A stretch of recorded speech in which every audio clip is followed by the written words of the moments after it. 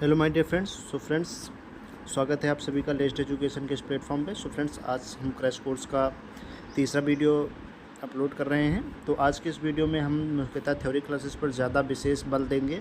तो आज की वीडियो हमारी आहार पर है और पोषण संबंधी परिभाषाओं पर है। तो हम शॉर्ट में सभी पोषण संबंधी परिभाषाएँ जानेंगे और आहार के बारे में जानने वाले हैं। तो चलिए फटाफट से वीडियो को शुरू करते हैं बिना किसी देरी किए हुए। और फ्रेंड्स, मैं आपको एक बार फिर से बता दूं कि आप इस क्रैश कोर्स को अपने फ्रेंड्स को भी शेयर कीजिए, जिससे कि उनको भी पढ़ने में आसानी हो। तो चलिए फटाफट से कुछ आहार एवं पोषण संबंधी परिभाषाओं को जान लेते हैं। तो यहाँ पर फ्रेंड्स, सबसे पहली परिभाषा है हमारी भोज्य पदार्थ। तो हम शॉर्ट में सभी परिभाषाओं को जानेंगे। तो भोज्य पदार्थ क्या है फ्रेंड्स? तो भोज्य पदार्थ बेसिकली शरीर द्वारा ग्रहण किए गए तथा पचाए गए वे सभी भोज्य पदार्थ जो कि व्यक्ति की शारीरिक वृद्धि एवं विकास की प्रगति में सहायक हैं। तो फ्रेंड्स, भोज्य पदार्थ किसे कहते हैं आप उन सभी को जानते होंगे कि भोज्य पदार्थ उन चीज़ों को कहते हैं जो कि कोई भी व्यक्ति खाता है या फिर अपने शरीर में ग्रहण करता है, और उन पदार्थों से व्यक्ति की वृद्धि होती है, व्यक्ति के शारीरिक विकास होता है, व्यक्ति का मानसिक विकास जिससे होता है, उन्हीं चीज़ों को भोज्य पदार्थ कहा जाता है। आहार के बारे में जानेंगे। आहार किसे कहते हैं फ्रेंड? तो आहार यहाँ पर फ्रेंड्स, इसे व्यक्ति के भोजन की खुराक भी कहा जाता है, अर्थात व्यक्ति भूख लगने पर एक बार में जितना भोजन ग्रहण करता है उस व्यक्ति का आहार कहलाता है। तो यहाँ पर भोज्य पदार्थ और आहार में क्या डिफरेंस है आप जान ही गए होंगे। तो भोज्य पदार्थ क्या है, मैंने आपको बता दिया कि जब व्यक्ति आहार की मात्रा लेता है जिससे व्यक्ति की शरीर की वृद्धि होती है, मानसिक विकास होता है, तो उसको क्या कहते हैं? भोज्य पदार्थ कहते हैं। और आहार किसे कहते हैं फ्रेंड? आहार उसे कहते हैं कि जो भोज्य पदार्थ की खुराक व्यक्ति जब लेता है, अर्थात जब उसको भूख लगती है, जब वो कोई भी खुराक लेता है और एक बार में वो जितना खुराक लेता है, यानी कि एक बार में जितना वह खाता है, जितना खाना खाता है, उसी को क्या कहते हैं? उसी को आहार कहा जाता है। तो अब बात करते हैं पोषक तत्व किसे कहते हैं। पोषक तत्व बेसिकली क्या होता है? पोषक तत्व भोजन में उपस्थित ऐसे रासायनिक पदार्थ जो शरीर को पोषण प्रदान करते हैं, पोषक तत्व कहलाते हैं। तो पोषक तत्व क्या होते हैं फ्रेंड्स? तो पोषक तत्व बेसिकली भोजन में मौजूद होते हैं, और भोजन में मौजूद होने के कारण जब व्यक्ति उनको खाता है तो व्यक्ति का शारीरिक विकास होता है, साथ ही साथ मानसिक विकास होता है। यानी कि जब पोषक तत्व को व्यक्ति अपने भोजन के सहारे लेता है तो व्यक्ति का चौतरफा विकास होता है। तो यानी कि सारे एंगल से उसका विकास होता है, उसी को पोषक तत्व प्रदान कहते हैं। पोषक तत्व कौन कौन से होते हैं? तो मैं आपको पोषक तत्व के कुछ एग्जाम्पल भी बता दूं जिससे आपको समझने में आसानी होगी। तो पोषक तत्व किसे कहते हैं फ्रेंड? पोषक तत्व बेसिकली विटामिन्स को कहते हैं। विटामिन हो गया, प्रोटीन हो गया, कार्बोहाइड्रेट हो गया, उसके बाद फैट हो गया। ये सारी चीज़ें क्या हैं फ्रेंड? ये सारी चीज़ें पोषक तत्व हैं। तो ये पोषक तत्व जब आपके भोजन में मौजूद होंगी तभी आपके शरीर का विकास होगा, तभी आपका मानसिक विकास होगा। और कैसे मौजूद होनी चाहिए? तो ये संतुलित मात्रा में मौजूद होनी चाहिए, यानी कि ना कि कम होनी चाहिए ना ही ज़्यादा होनी चाहिए। यदि आप कम ले लेते हैं तब भी आपको नुकसान होगा, यदि आप ज़्यादा ले लेते हैं तब भी आपको नुकसान ही होने वाला है। तो कम लेने से क्या नुकसान हो सकता है, ज़्यादा लेने से क्या नुकसान हो सकता है, मैंने आपको पिछली वीडियो में बताया है और आगे भी मैं आपको बताऊँगा। तो उम्मीद करता हूँ कि आपको आहार, पोषक तत्व और उसके बाद भोज्य पदार्थ समझ में आ गए होंगे। तो चलिए अब पोषण विज्ञान की तरफ बढ़ते हैं। किसकी तरफ बढ़ते हैं फ्रेंड्स? पोषण विज्ञान की तरफ बढ़ते हैं। पोषण विज्ञान क्या होता है? बेसिकली पोषण विज्ञान के बारे में हम जानने का प्रयास करते हैं। तो यहाँ पर देखिए, पोषण विज्ञान के अंतर्गत भोजन में पाए जाने वाले पोषक तत्वों के कार्य, उनका चयापचय, उनके आपस में संबंध तथा स्वास्थ्य एवं बीमारी से उनके संबंध आते हैं। तो यहाँ पर फ्रेंड, पोषण विज्ञान में क्या क्या आता है? तो पोषण विज्ञान में जो भोजन हम करते हैं उसके अंदर कुछ मैंने आपको बताया था पोषक तत्व के बारे में। जब मैं आपको पोषक तत्व की डिफिनीशन बता रहा था तभी बताया था कि भोजन के अंतर्गत पोषक तत्व आते हैं। तो पोषण विज्ञान वही कह रहा है फ्रेंड कि जो पोषण विज्ञान के अंतर्गत भोजन में जो भी पोषक तत्व पाए जाते हैं वो आते हैं, और उनके कार्य आते हैं कि उन पोषक तत्वों के कार्य आते हैं। जैसे कि विटामिन का क्या कार्य है, प्रोटीन का क्या कार्य है, कार्बोहाइड्रेट का क्या कार्य है, फैट आदि चीज़ों का क्या कार्य है, उनके कार्य आते हैं। उनका चयापचय आता है कि उनको कैसे ग्रहण करना है, वो कैसे हमारे बॉडी में उनका पाचन होता है, वो सारी चीज़ें आती हैं। उनके आपस में संबंध आते हैं कि यानी कि विटामिन जैसे हो गया, आपस में संबंध का मतलब है जैसे विटामिन, उसके बाद प्रोटीन, विटामिन और प्रोटीन के बीच में क्या संबंध है, इन दोनों के बीच का संबंध आता है। इसी तरह सारे पोषक तत्वों के बीच के संबंध पोषण विज्ञान में आते हैं। उसके बाद हम उनसे उन बीमारी उनके संबंध में आते हैं। यानी कि विटामिन को ज़्यादा ले लेंगे हम, विटामिन को ज़्यादा ग्रहण कर लेंगे तो कौन सी बीमारी हो जाएगी, और विटामिन अगर हमारे शरीर में किसी भी प्रकार की विटामिन की कमी होगी तो उससे हमें कौन सी बीमारी हो सकती है। तो ये सारी चीज़ें किस में आती हैं, ये सारी चीज़ें पोषण विज्ञान में आती हैं। उसके बाद फ्रेंड्स वह सारी प्रक्रिया जिसके द्वारा व्यक्ति भोजन लेते हैं, जैसे आहार ग्रहण करना, पचाना, उसे अवशोषित करना, उसके कार्य संपन्न करना तथा काम न आने वाले पदार्थों को सर्जन पोषण विज्ञान के अंतर्गत आता है। तो सरल भाषा में कहें, जिस प्रक्रिया के द्वारा व्यक्ति भोजन लेता है, जैसे कि वो क्या करता है, आहार ग्रहण करता है यानी कि खाना खाता है, उसके बाद उसको पचाता है, उसे अवशोषित करता है अपने शरीर में, और उसका जब कार्य समाप्त हो जाता है, उस आहार का कार्य समाप्त हो जाता है, तो उसमें जो काम नहीं आते हैं उनका उत्सर्जन कैसे करना है, ये सारी चीज़ें किस विज्ञान के अंतर्गत आती हैं, तो ये सारी चीज़ें पोषण विज्ञान के अंतर्गत आती हैं फ्रेंड्स। चलिए अब स्वास्थ्य के बारे में जानते हैं कि स्वास्थ्य बेसिकली क्या है। स्वास्थ्य आप सभी को पता होगा, लेकिन हम एक बार इसकी डेफिनेशन जानेंगे जिससे हमें और भी क्लियर हो जाएगा। तो स्वस्थ शरीर में केवल रोगों की अनुपस्थिति ही नहीं वरन शारीरिक, मानसिक एवं सामाजिक रूप से पूर्णतः अच्छे होने की स्थिति होती है। ऐसी स्थिति को स्वस्थ माना जाता है। तो स्वस्थ क्या होता है फ्रेंड? स्वस्थ शरीर में केवल रोगों की अनुपस्थिति ही नहीं, यदि आप रोगहीन व्यक्ति होंगे तब आपको स्वस्थ नहीं कहा जाएगा। आपको स्वस्थ तब कहा जाएगा जब आप शारीरिक रूप से, मानसिक रूप से और सामाजिक रूप से पूर्णतः अच्छे होंगे। यानी कि आप शारीरिक रूप से आप सारे काम आसानी से कर रहे हैं, आप रोग मुक्त हैं, मानसिक रूप से आप डिप्रेशन में नहीं हैं, आपका मानसिक स्वास्थ्य बिल्कुल संतुलन में है, और सामाजिक रूप से भी आप स्वस्थ होंगे, तभी आपको स्वस्थ कहा जाएगा। अन्यथा यदि आप केवल रोगहीन व्यक्ति होंगे तभी आपको स्वस्थ नहीं कहा जाएगा। ये सारी चीज़ें होनी चाहिए तभी आपको स्वस्थ कहा जाएगा फ्रेंड। चलिए अब पोषण की स्थितियों के बारे में जानते हैं। सॉरी फ्रेंड, आपको बैकग्राउंड में कुछ अनइंटरप्टेड नॉइस आ रही होगी, उसके लिए मैं सॉरी बोलता हूँ। आज कुछ काम चल रहा है हमारी कॉलोनी में, तो उसके लिए मैं आपको सॉरी बोलता हूँ। चलिए अब आगे बढ़ते हैं। तो चलिए फ्रेंड नेक्स्ट टॉपिक की तरफ बढ़ते हैं, वो है हमारी पोषण की स्थितियाँ। तो बेसिकली फ्रेंड पोषण की स्थितियों के बारे में बात करें तो पोषण की 4 स्थितियाँ पाई जाती हैं। वो 4 स्थितियाँ कौन कौन सी है, एक मैं आपको बता देता हूँ आपको। 4 स्थितियाँ, एक तो है सुपोषण, दूसरा है फ्रेंड कुपोषण, तीसरा फ्रेंड है वहाँ पर अपर्याप्त पोषण। क्या है फ्रेंड? अपर्याप्त पोषण। और उसके बाद चौथी स्थिति कौन सी होगी हमारी पोषण की, वो होगी अत्यधिक पोषण। यानी कि एक होता है सुपोषण, एक होता है कुपोषण, और एक होता है कि अपर्याप्त पोषण, जब हमें कोई भी पोषक तत्व कम मिले, और एक होता है अत्यधिक पोषण, जब हमें पोषक तत्व की हमारे शरीर में मात्रा बहुत ही अधिक हो जाए तब उसे कहते हैं अत्यधिक पोषण। तो चलिए लाइन बाय लाइन इन सारे पोषण की स्थितियों के बारे में शॉर्ट में हम डिस्कशन कर लेते हैं। तो सुपोषण के बारे में बात करें फ्रेंड, तो सुपोषण से तात्पर्य पोषण की उस स्थिति से है जिसमें व्यक्ति शारीरिक एवं मानसिक रूप से स्वस्थ हो, उसमें अपनी उम्र के अनुसार कार्य करने की क्षमता हो। इस स्थिति में व्यक्ति का स्वास्थ्य उत्तम होता है। तो सुपोषित व्यक्ति किसे कहा जाएगा? सुपोषित व्यक्ति उस व्यक्ति को कहा जाएगा जब उसका जो शारीरिक स्वास्थ्य होगा एकदम मस्त होगा, मानसिक स्वास्थ्य होगा एकदम मस्त होगा। यानी कि उस व्यक्ति के शरीर में ना तो कोई रोग होंगे, ना ही कोई विकार होने चाहिए, मानसिक रूप से ना तो वो डिप्रेशन में होना चाहिए, ना ही वो उसका मानसिक संतुलन खराब होना चाहिए, तभी वो व्यक्ति सुपोषित कहलाएगा। और उसके बाद उसमें क्या क्या क्षमताएं होनी चाहिए, तो उसको अपनी उम्र के अनुसार कार्य करने की क्षमता भी होनी चाहिए। यानी कि एक उम्र के अनुसार कार्य करने की क्षमता होती है, जैसे कि एक 18 साल का बच्चा और एक 90 साल के व्यक्ति में कार्य करने की क्षमता अलग होगी। उसी प्रकार उस व्यक्ति की जो उम्र है उसके अनुसार उसके कार्य करने की क्षमता भी होनी चाहिए।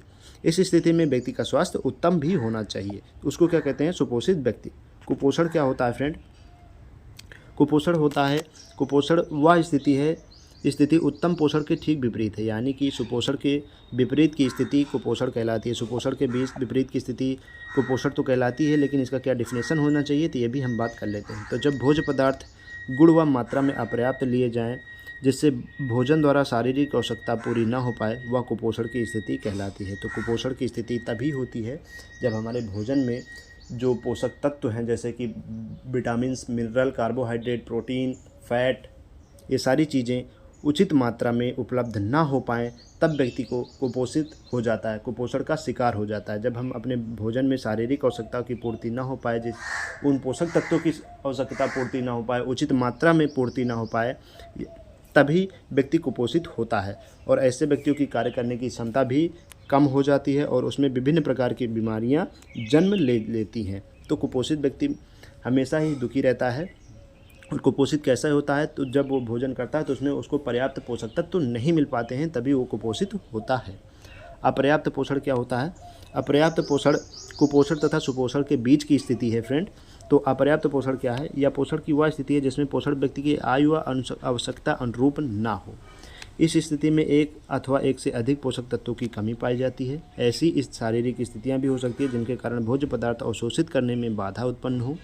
इस स्थिति में शारीरिक बढ़त, वृद्धि व शारीरिक निर्माण कार्य नहीं हो पाते हैं। तो अपर्याप्त पोषण किसे कहते हैं फ्रेंड? तो अपर्याप्त पोषण उस स्थिति को कहते हैं जब किसी भी व्यक्ति के अंदर उसमें एक या एक से अधिक पोषक तत्वों की कमी उत्पन्न हो जाए, तब वह अपर्याप्त पोषण की स्थिति होगी। और ऐसी स्थिति में क्या होगा कि व्यक्ति अपने आयु के अनुसार कार्य नहीं कर पाएगा और उसके बाद उसको कार्य करने में बाधा भी उत्पन्न होगी। उसका शारीरिक विकास और मानसिक विकास अच्छे तरीके से नहीं हो पाएगा, उतने अच्छे ढंग से नहीं हो पाएगा जितने ढंग से सुपोषण की स्थिति में होता है। तो ये अपर्याप्त पोषण की स्थिति है। तो अत्यधिक पोषण की स्थिति के बारे में जानें तो अत्यधिक पोषण यह भी एक प्रकार का कुपोषण है। अत्यधिक पोषण एक प्रकार का कुपोषण है। मैंने आपको पहले ही बताया कि कोई भी चीज़ ले लेंगे तब हमारे शरीर में उसका नुकसान होने लगेगा। कब होने लगेगा? जब वह चीज़ हम अपनी शरीर की मात्रा से अधिक लें, यानी कि जितनी चाहिए होगी जितनी हमारे शरीर को मात्रा चाहिए होगी उस मात्रा से अधिक जब कोई भी चीज़ हम ग्रहण करते हैं तब वह हमारे शरीर को नुकसान ही पहुंचाती है। तो अत्यधिक पोषण के बारे में बात करें तो अत्यधिक पोषण यह भी एक प्रकार का कुपोषण है। इसमें शरीर की आवश्यकता से अधिक भोजन ग्रहण करने पर मोटापा और उससे संबंधित बीमारियां देखी जाती हैं, जैसे हृदय रोग, अधिक रक्तचाप आदि।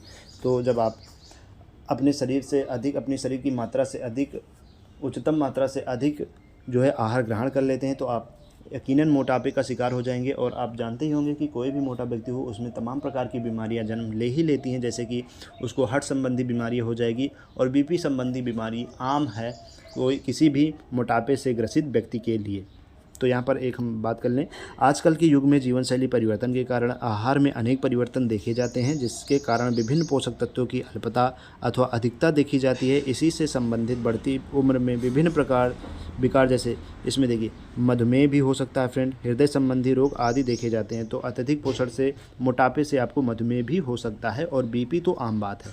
इस प्रकार युवा वर्ग में त्वरित आहार का प्रभाव भी देखा जाता है, जैसे अत्यधिक त्वरित आहार पर निर्भर रहने के कारण मोटापा तथा अनेक स्वास्थ्य संबंधी समस्याएं देखी जाती हैं। स्वस्थ शरीर के लिए हमें सभी पोषक तत्वों से भरपूर आहार की उचित मात्रा में सेवन करना चाहिए। इस प्रकार का आहार जिसमें सभी आवश्यक पोषक तत्व सही मात्रा में हो संतुलित आहार कहलाता है। तो फ्रेंड, हमें स्वस्थ रहने के लिए, हमारा शारीरिक स्वस्थ बनाने के लिए, मानसिक स्वस्थ बनाने के लिए हमें क्या करना होगा? संतुलित आहार लेना होगा। संतुलित आहार में क्या क्या आते हैं? तो जब हम भोजन करेंगे उसमें पर्याप्त मात्रा में प्रोटीन, पर्याप्त मात्रा में कार्बोहाइड्रेट, पर्याप्त मात्रा में विटामिन, मिनरल और पर्याप्त मात्रा में फैट वगैरह होनी चाहिए, तभी वो भोजन क्या कहलाएगा? संतुलित भोजन कहलाएगा। और ऐसे ही संतुलित भोजन हमारे शरीर को फ़ायदा पहुंचाते हैं, अन्यथा हमारा शरीर कुपोषण या अत्यधिक पोषण का शिकार हो जाएगा। चलिए अब आहार के कार्य के बारे में बात करते हैं। तो आहार के कितने कार्य हैं? शारीरिक कार्य हैं, सामाजिक कार्य हैं, उसके बाद एक कार्य और आता है जिसका नाम है मनोवैज्ञानिक कार्य। मनोवैज्ञानिक कार्य। तो आहार के 3 कार्य हैं, शारीरिक, सामाजिक और मनोवैज्ञानिक कार्य। तो हम लाइन बाय लाइन तीनों कार्यों के बारे में शॉर्ट में जानेंगे। तो शारीरिक कार्य क्या है फ्रेंड? तो शारीरिक कार्य के बारे में सबसे पहले हम पढ़ेंगे। तो यहाँ पर हम बात करेंगे कि शारीरिक कार्य क्या होता है। तो शारीरिक कार्य शरीर को स्वस्थ बनाए रखना भोजन का सबसे प्रमुख शारीरिक कार्य है। शरीर को स्वस्थ बनाए रखना भोजन का सबसे प्रमुख शारीरिक कार्य है। इसके अतिरिक्त शरीर में उचित वृद्धि एवं विकास करना, उसे क्रियात्मक बनाए रखने के लिए ऊर्जा प्रदान करना तथा विभिन्न रोगों से लड़ने की शक्ति देना भोजन का शारीरिक कार्य है। आहार भोजन को ही कहते हैं। और आपको सभी को पता होगा कि जब हम भोजन करते हैं तो हमारे अंदर एनर्जी सी आ जाती है और हम कोई भी कार्य आसानी से कर सकते हैं जो हमारी उस उम्र में हमें करने लायक होता है। तो शारीरिक कार्य क्या होता है आहार का? तो शरीर को स्वस्थ बनाए रखना, उसमें शारीरिक स्वस्थ प्रदान करना, उसके बाद उचित वृद्धि कराना, हमारे शरीर का विकास कराना और कोई भी काम को, कोई भी कार्य को आसानी से करने के लिए ऊर्जा देना भोजन का प्रमुख कार्य होता है शारीरिक कार्य में। और उसमें रोग प्रतिरोधक क्षमता को भी बढ़ाना, यानी कि रोगों से लड़ने के लिए उस शरीर को शक्ति देने का कार्य ही आहार का होता है। चलिए अब सामाजिक कार्य के बारे में बात करें तो सामाजिक कार्य क्या होता है फ्रेंड। सामाजिक कार्य बेसिकली भोजन हमारे सामाजिक संबंधों को बनाता है, उसमें घनिष्ठता उत्पन्न करता है। लगभग सभी सामाजिक कार्यक्रम भोजन के साथ ही संपन्न होते हैं। शिशु जन्म, विवाह, मुंडन, नामकरण, जन्मदिन आदि में भोजन एक प्रमुख भाग होता है। तो सामाजिक कार्य कैसे होता है, तो भोजन से हमारे सामाजिक संबंध भी मजबूत होते हैं। जैसे कि हम कोई भी फंक्शन अरेंज करते हैं तो उसमें हम भोजन अवश्य ही इंक्लूड करते हैं। यदि कोई भी व्यक्ति आता है, भोजन करता है, तो उससे एक दूसरे से परस्पर मित्रता होती है, उसका आपस में सामाजिक संबंध मजबूत होता है। तो इसीलिए कोई भी फंक्शन किया जाए उसमें भोजन इंक्लूड किया ही जाता है। तो भोजन का भी सामाजिक कार्य है। तो भोजन के बहुत ही महत्वपूर्ण सामाजिक कार्य हैं, वो एक दूसरे से परस्पर संबंध बनाता है। उसके बाद सभी अवसरों पर भोजन का कार्य होता है। तो ये सामाजिक कार्य हो गया फ्रेंड। मनोवैज्ञानिक कार्य क्या होता है। भोजन एक ऐसा माध्यम है जिसके द्वारा हमारी भावनाओं जैसे प्यार, सुरक्षा की भावना आदि की भी संतुष्टि होती है। माँ जब अपने बच्चे के लिए उसकी पसंद का भोजन बनाती है तो यह उसका अपने बच्चे के प्रति प्यार या लगाव दर्शाता है। दूसरी तरफ अपनी पसंद का भोजन खाकर बच्चा सुरक्षा का अनुभव करता है। यानी कि मनोवैज्ञानिक कार्य किस प्रकार होता है भोजन से। तो देखिए, भोजन से मनोवैज्ञानिक कार्य का क्या तात्पर्य है कि एक दूसरे के प्रति आपस में प्यार होना और सुरक्षा की भावना आदि का होना मनोवैज्ञानिक में आता है। तो मनोवैज्ञानिक कार्य क्या होता है, जब देखिए कोई भी बच्चा अपनी माँ से निवेदन करता है, अपनी माँ से रिक्वेस्ट करता है कि वह उसका पसंदीदा भोजन बनाए। तो जब उसकी माँ उसके लिए पसंदीदा भोजन बनाती है तो बच्चे को खुशी महसूस होती है और उसकी माँ को भी खुशी महसूस होती है कि हाँ, मेरा बच्चा खुश है। तो इससे उन दोनों के बीच मनोवैज्ञानिक स्थिति और भी मजबूत हो जाती है, उन दोनों के बीच आपसी प्रेम और भी दृढ़ हो जाता है। तो ये भोजन का मनोवैज्ञानिक कार्य हो गया फ्रेंड।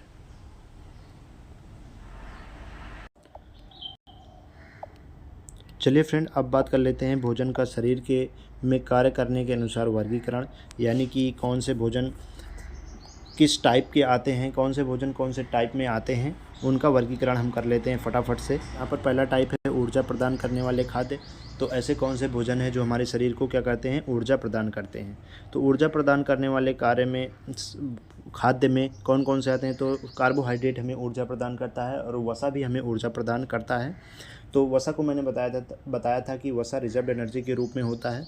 तो कार्बोहाइड्रेट और वसा हमें ऊर्जा प्रदान करता है। तो कार्बोहाइड्रेट और वसा देने वाले खाद्य पदार्थ कौन हैं, तो वो जैसे हो गए कि तेल, घी, मक्खन, गुड़, जैम, साबूदाना, चावल, अनाज, केला इत्यादि। ये सब क्या करते हैं, हमें कार्बोहाइड्रेट व वसा प्रदान करते हैं। तो ये हो गए हमारे ऊर्जा प्रदान करने वाले खाद्य। अब बात करते हैं निर्माणात्मक भोजन। निर्माणात्मक भोजन कौन कौन से हैं, तो निर्माणात्मक भोजन क्या होते हैं, प्रोटीन युक्त खाद्य पदार्थ इस वर्ग में आते हैं। निर्माणात्मक भोजन में देखिए, प्रोटीन का कार्य क्या है, हमारे शरीर का निर्माण करना, शरीर में विभिन्न अंगों का निर्माण करना, वो प्रोटीन का कार्य है। इसलिए निर्माणात्मक भोजन में प्रोटीन, जिस भोजन में प्रोटीन होगा वही भोजन आएंगे। ये चीज़ें मैंने आपको डेमो वीडियो में भी बताई थी कि प्रोटीन क्या करता है, हमारे शरीर में महत्वपूर्ण अंगों का निर्माण करता है, इसीलिए उसे निर्माणात्मक कहते हैं, पोषक तत्व कहते हैं। और निर्माणात्मक भोजन में प्रोटीन युक्त खाद्य पदार्थ आएंगे ही आएंगे। तो प्रोटीन के द्वारा नई कोशिकाओं का निर्माण किया जाता है, ये भी मैंने बताया था। साथ ही टूटी फूटी कोशिकाओं को पुनर्निर्माण भी होता है, इसी कारण शरीर में वृद्धि या बढ़त होती है। तो निर्माणात्मक भोजन में कौन कौन से भोजन आएंगे, तो दालें आएंगी, दूध आएंगे, अंडा, मांस, मछली, सोयाबीन, भट्टा इत्यादि ऐसे भोजन आएंगे जिसमें प्रोटीन की मात्रा सर्वाधिक होती हो, वो निर्माणात्मक भोजन में आएंगे।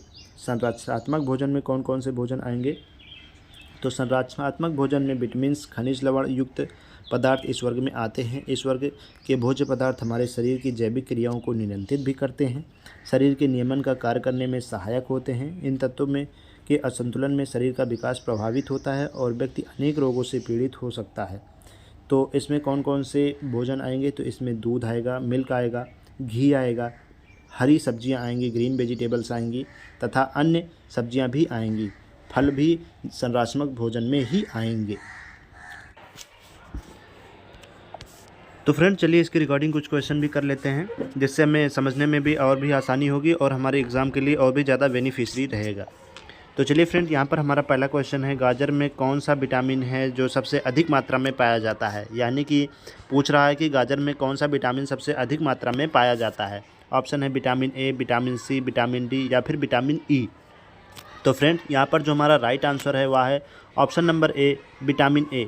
गाजर में सबसे ज़्यादा कौन सा विटामिन पाया जाता है फ्रेंड्स? तो गाजर में सबसे ज़्यादा विटामिन ए पाया जाता है। तो गाजर में विटामिन ए की प्रचुर मात्रा होती है। चलिए नेक्स्ट क्वेश्चन की तरफ बढ़ते हैं। नेक्स्ट क्वेश्चन है फ्रेंड हमारा, हरित लौक में कौन से खनिज तत्व पाए जाते हैं? तो हरित लौक में कौन से खनिज तत्व पाए जाते हैं, यह क्वेश्चन पूछ रहा है। ऑप्शन है कैल्शियम, मैग्नीशियम, बेरिलियम और निकेल। तो यहाँ पर जो हमारा राइट ऑप्शन होगा फ्रेंड वो होगा ऑप्शन नंबर बी, मैग्नीशियम। हरित लौक में कौन से खनिज तत्व पाए जाते हैं? तो हरित लौक में मैग्नीशियम खनिज तत्व पाए जाते हैं। कौन से खनिज तत्व पाए जाते हैं? मैग्नीशियम पाए जाते हैं। नेक्स्ट क्वेश्चन है फ्रेंड, निम्नलिखित में से किस अंग में कार्बोहाइड्रेट को ग्लाइकोजन के रूप में संग्रहित किया जाता है? तो यहाँ पर अंग दिया गया और उसमें पूछ रहा है कि कौन से अंग में कार्बोहाइड्रेट को ग्लाइकोजन के रूप में संग्रहित किया जाता है, रखा जाता है। तो यहाँ पर ऑप्शन है हमारा फ्रेंड आंत, पेट, यकृत या फिर अग्नाशय। तो फ्रेंड यहाँ पर जो हमारा राइट ऑप्शन होगा वो होगा ऑप्शन नंबर सी, यकृत। यकृत में क्या होता है? यकृत में कार्बोहाइड्रेट को ग्लाइकोजन के रूप में संग्रहित किया जाता है। क्वेश्चन नंबर 4 की तरफ बढ़ेंगे। क्वेश्चन नंबर 4 पूछ रहा है हमसे, दूध की पीएच की प्रकृति क्या है? यहाँ पर दूध की पीएच की प्रकृति के बारे में पूछ रहा है। दूध का पीएच की प्रकृति कैसी है? ऑप्शन है हल्का अम्लीय, हल्का क्षारीय, हल्का अत्यधिक अम्लीय या फिर अत्यधिक क्षारीय। तो यहाँ पर कौन सा होगा दूध की पीएच की प्रकृति क्वेश्चन नंबर 4 का? तो यहाँ पर जो राइट आंसर होगा फ्रेंड वह होगा ऑप्शन नंबर ए, दूध कैसा होता है, दूध की पीएच की प्रकृति कैसी होती है? हल्का अम्लीय होती है। कैसी होती है? हल्का अम्लीय। नेक्स्ट क्वेश्चन है फ्रेंड, निम्नलिखित में से कौन सा जीवाणु दही के निर्माण के लिए उत्तरदायी है? दही के निर्माण के लिए कौन सा जीवाणु उत्तरदायी है? लाइकोपोडियम, खमीर, लैक्टोबैसिलस या फिर फफूंद। तो दही के निर्माण के लिए कौन सा जीवाणु उत्तरदायी है? दही के निर्माण के लिए फ्रेंड यहाँ पर लैक्टोबैसिलस उत्तरदायी है। तो लैक्टोबैसिलस जीवाणु के द्वारा दही का निर्माण किया जाता है। नेक्स्ट क्वेश्चन है फ्रेंड, क्वेश्चन नंबर 6 है हमारा, निम्नलिखित में से किसके उपपाचयी प्रक्रम के अधिकतम ऊर्जा मिलती है? क्वेश्चन पूछ रहा है निम्नलिखित में से किसमें उपपचयी प्रक्रम से अधिकतम ऊर्जा मिलती है? ऑप्शन है कार्बोहाइड्रेट, वसा, प्रोटीन या फिर खनिज। तो यहाँ पर जो हमारा राइट आंसर होगा फ्रेंड वह होगा वसा। वसा से हमें अत्यधिक ऊर्जा मिलती है। ये हमने थ्योरी क्लासेस में भी बताई है, आज भी बताई है और पिछली वीडियो में भी बताई है कि वसा से जो है अत्यधिक ऊर्जा मिलती है। तो वसा यहाँ पर हमारा राइट आंसर होगा। 6 क्वेश्चन का ऑप्शन नंबर भी यहाँ पर राइट हो जाएगा। नंबर 7 है, भोजन के प्रमुख घटक हैं। ऑप्शन है ग्लूकोज, स्टार्च, कार्बोहाइड्रेट या फिर सेल्यूलोज। तो यहाँ पर जो हमारा राइट आंसर होगा वह फ्रेंड भोजन का प्रमुख घटक कौन सा है? भोजन का प्रमुख घटक यहाँ पर option number C, carbohydrate. Carbohydrate क्या है? भोजन का प्रमुख घटक है। चलिए नेक्स्ट क्वेश्चन की तरफ बढ़ते हैं। क्वेश्चन नंबर 8 है, इसमें पूछ रहा है कि निम्नलिखित में से किसकी उपस्थिति के कारण दूध में मिठास होती है? यानी कि जो दूध में मिठास होती है वह किस कारण से होती है, किस चीज़ की उपस्थिति के कारण होती है? तो यहाँ पर ऑप्शन है सुक्रोज, माइक्रोज, कैरोटीन, उसके बाद लैक्टोज। तो किसकी उपस्थिति के कारण दूध में मिठास होती है? तो यहाँ पर जो हमारा राइट आंसर होगा वह होगा ऑप्शन नंबर डी, लैक्टोज के कारण यहाँ पर दूध में मिठास होती है। क्वेश्चन नंबर 9 है फ्रेंड, भैंस के दूध में औसत वसा की मात्रा कितनी होती है? यहाँ पर भैंस का जो दूध होता है उसमें वसा की मात्रा कितनी होती है फ्रेंड? तो ऑप्शन है 7.2%, 7.7%, 7.7% एंड 4.2%। तो भैंस के दूध में वसा यानी कि फ़ैट की मात्रा कितनी होती है? तो यहाँ पर जो हमारा राइट आंसर होगा वह होगा ऑप्शन नंबर ए, 7.2% भैंस के दूध में वसा की यानी कि फ़ैट की मात्रा होती है। यानी कि the quantity of fat in the milk of buffalo is 7.2%। Question number 10 है, किस विटामिन को सौंदर्य विटामिन कहा जाता है? किस विटामिन को सौंदर्य विटामिन कहा जाता है? ऑप्शन है vitamin A, vitamin C, vitamin E and vitamin K. तो यहाँ पर जो हमारा राइट ऑप्शन होगा यहाँ पर विटामिन ई को सौंदर्य विटामिन भी कहा जाता है। नेक्स्ट क्वेश्चन है फ्रेंड, निम्नलिखित में से यौगिकों के किस समूह को सहायक आहार कहा जाता है? निम्नलिखित में से यौगिकों को किस समूह को सहायक आहार कहा जाता है? ऑप्शन है वसा, हार्मोन, प्रोटीन एंड विटामिन। तो किस समूह को सहायक आहार कहा जाता है? तो विटामिन को सहायक आहार कहा जाता है फ्रेंड, इसलिए ऑप्शन नंबर डी हमारा करेक्ट हो जाएगा। नेक्स्ट क्वेश्चन है, निम्नलिखित में से कौन सा मार्ग कार्बोहाइड्रेट, वसा और अमीनो अम्ल का ऑक्सीकरण के लिए सामान्य है? क्वेश्चन क्या पूछ रहा है फ्रेंड, निम्नलिखित में से कौन सा मार्ग कार्बोहाइड्रेट, वसा, अमीनो अम्ल और ऑक्सीकरण के लिए सामान्य है?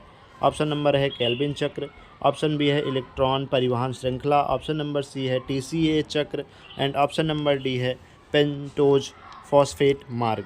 तो यहाँ पर जो हमारा राइट आंसर होगा वह होगा ऑप्शन नंबर सी, TCA चक्र। TCA चक्र कार्बोहाइड्रेट, वसा और अमीनो अम्ल के ऑक्सीकरण के लिए सामान्य है।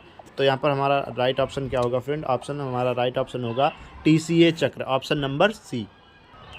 नेक्स्ट क्वेश्चन है फ्रेंड, हमारा कौन सा अणु 6 कार्बन साइट्रेट बनाने के लिए TCA चक्र में 4 कार्बन ऑक्सालोसेट के साथ संयोजित होता है? तो ऑप्शन है lactic acid, option number B है NADH, option number C ATP and option number D है एसिटिल COA।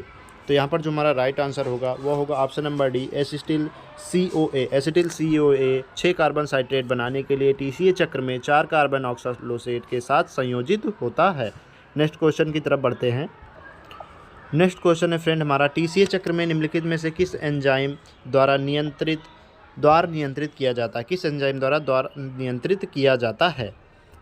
TCA चक्र को किस एंजाइम द्वारा नियंत्रित किया जाता है? ऑप्शन नंबर ए है citrate synthase, option number B है isocitrate dehydrogenase, option number C है malate dehydrogenase, option number D है सक्सेना डी। तो फ्रेंड जो हमारा राइट आंसर होगा वह होगा option number B, isocitrate dehydrogenase. Isocitrate dehydrogenase द्वारा TCA चक्र को नियंत्रित किया जाता है। क्वेश्चन नंबर 15 है हमारा, कौन सा विटामिन रुधिर का थक्का जमाने में सहायक है? रुधिर मतलब ब्लड का थक्का। ब्लड क्लॉटिंग के लिए कौन सा विटामिन सहायक है? ऑप्शन है vitamin A, vitamin C, vitamin B, vitamin K. तो यहाँ पर जो हमारा राइट आंसर होगा वह होगा हमारा विटामिन के। विटामिन के जो है ब्लड क्लॉटिंग, रुधिर का थक्का यानी कि खून का थक्का बनाने के लिए सहायक है। तो क्वेश्चन नंबर 15 का हमारा राइट ऑप्शन होगा ऑप्शन नंबर डी। चलिए नेक्स्ट क्वेश्चन की तरफ बढ़ते हैं। तो फ्रेंड आज की वीडियो में बस इतना ही, हमारी स्लाइड समाप्त हो गई है। तो मिलते हैं नेक्स्ट वीडियो में अगले टॉपिक के साथ।